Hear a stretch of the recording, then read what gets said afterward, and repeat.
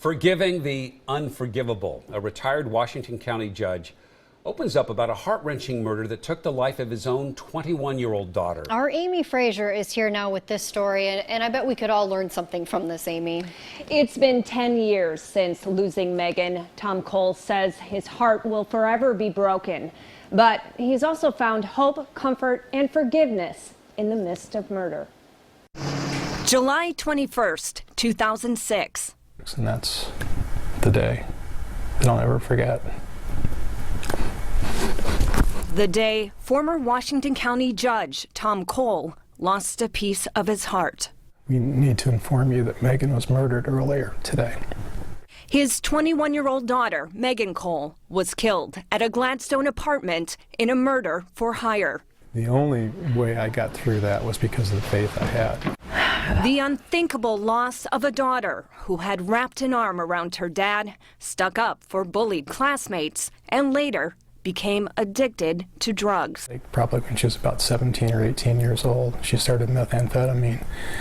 And I think it's because she was drawn to trying to help those people, and then she just got sucked into it, and that was the beginning of her downfall into drug addiction. This is your graduation certificate. You earned. About a year before Megan's murder, Judge Kohl started Washington County's first drug court.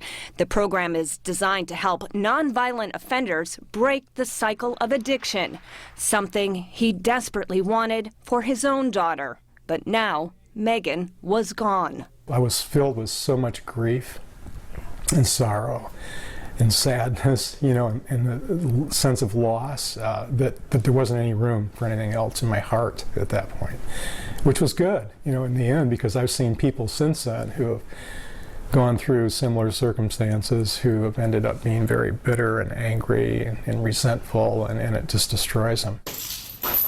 Nearly a year after Megan's murder, police arrested her killer. In 2009, Robert Betelyon was sentenced to life in prison without parole. I told him I had forgiven him before he even knew who he was. A man Kohl would eventually visit in prison as he wrote a book called Losing Megan.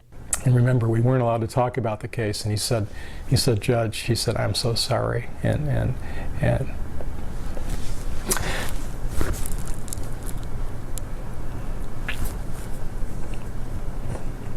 I knew what he was talking about. And then he said, Judge, how can you be so kind to me? And at that point, and I told Robert, I said, it wasn't me. It was, Jesus inside of me that was being kind. I couldn't be this way to him.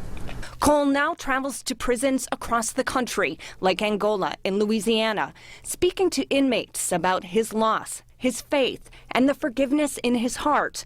He also shares his experience with community members going through grief and loss. It's been a huge blessing for us to be able to see other people go through grief and then come out a little bit better at the end, knowing that the feelings that they have and the things they're going through, they're not alone. Tom also says that each time he helps someone else through the grief process, it helps him process some of his own. They had titled this story, Finding Forgiveness. And I think you find out what happens when someone does find forgiveness. Amy, that was a great story. It really was. And thank him for sharing that, too, because, boy, you can impact a lot of people when you open up like that. Yeah. Thanks, Amy.